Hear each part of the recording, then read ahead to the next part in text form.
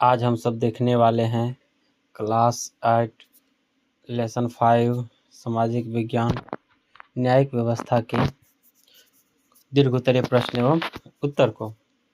चलिए देखते हैं। पहला प्रश्न को देख और चलते हैं। पहला प्रश्न है, सर्वोच्च न्यायालय के गठन का वर्णन कीजिए।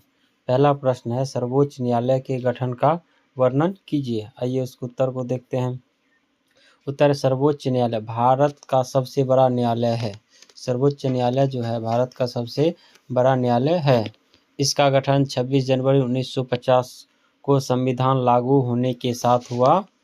इसका जो है गठन 26 जनवरी 1950 को जब संविधान लागू हुआ उसी समय हुआ था। इसमें एक मुख्य न्यायाधीश तथा अन्य न्यायाधीश होते हैं। इसमें जो है एक मुख्य न्यायाधीश होते हैं और अन्य न्यायाधीश भी होते हैं। न्यायाधीश की नियुक्ति राष्ट्रपति द्वारा की जाती है। न्यायाधीश की जो नियुक्ति है राष्ट्रपति के द्वारा की जाती है। इसका मुख्यालय नई दिल्ली में स्थित है। इसका जो मुख्यालय है वो नई दिल्ली में स्थित है। सर्वोच्च न्यायालय देश की न्यायिक व्यवस्था का सर्वोच्च अंग है। चलिए अब अगले प्रश्न की ओर चलते हैं। प्रश्न नंबर 2 है, सर्वोच्च न्यायालय की शक्तियों और कार्यों का विवेचन करें। दूसरा प्रश्न है, सर्वोच्च न्यायालय की शक्तियों और कार्यों का विवेचन करें। तो चलिए इसको उत्तर क्यों लिखते हैं। उत्तर है, सर्वोच्च न्यायालय की मुख्य शक्तियां और कार्य निम्नलिखित है। पहला है संविधान की रक्षा करना। दूसरा है मौलिक अधिकारों की सुरक्षा करना और तीसरा है राज्य तथा केंद्र के बीच विवादों का निपटारा करना। चौथा है सर्वोच्च न्यायालय के निर्णय के विरुद्ध अपील सुनना। पांचवा है न्यायिक पुनर्वलोकन का अधिकार रखना और छठा है संविधान की व्याख्या करना। इन कार्यों के कारण सर्वोच्च न्यायालय को संविधान का संरक्षक कहा जाता है।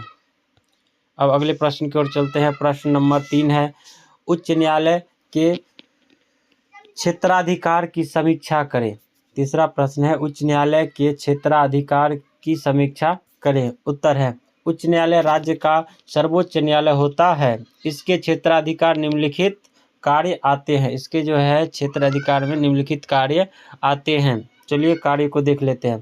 पहला है दीवानी एवं फौजदारी मामले की सुनवाई। दूसरा है अधीनस्थ न्यायालय की निगरानी एवं नियंत्रण।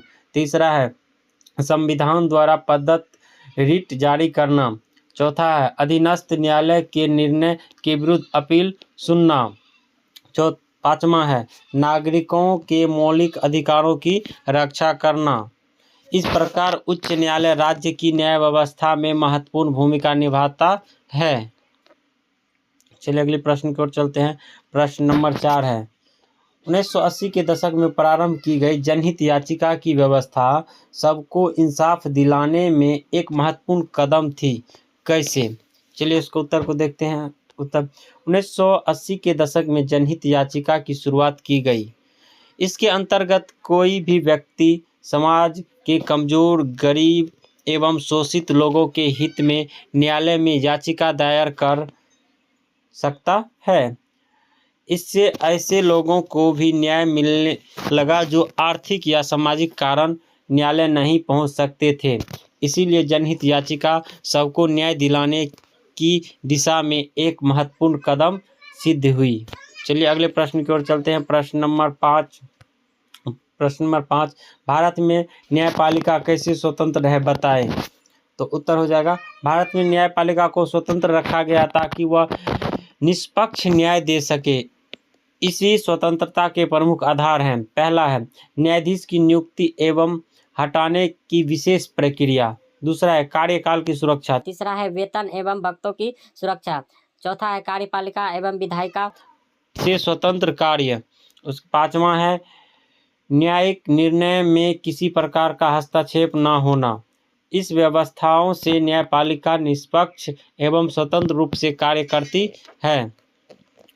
प्रश्न नंबर 6, हमारी न्यायपालिका की संरचना एक पिरामिड जैसी है। कैसे? उत्तर, भारत की न्यायपालिका का ढांचा पिरामिड के समान है। सबसे नीचे जिला एवं अधीनस्थ न्यायालय होते हैं। इनके ऊपर उच्च न्यायालय होते हैं।